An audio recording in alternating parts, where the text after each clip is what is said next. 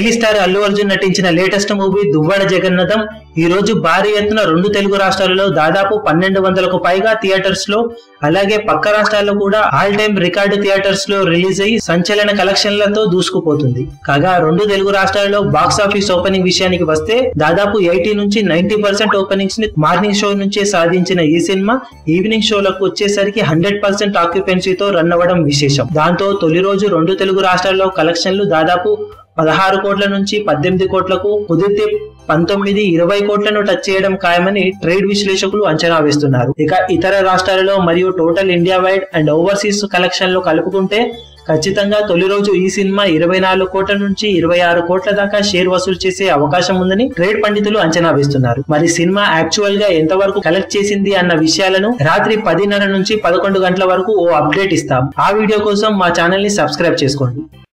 మీ అభిమాన హీరోలకు సంబంధించిన లేటెస్ట్ అప్డేట్స్ కోసం మా ఛానల్ ని సబ్స్క్రైబ్ చేసుకోండి. ఏ చిన్న అప్డేట్ ని మిస్ అవ్వకూడదు అనుకుంటే బెల్ ఐకాన్ ని ప్రెస్ చేయండి. లైక్, షేర్, కమెంట్ చేయడం మర్చిపోకండి.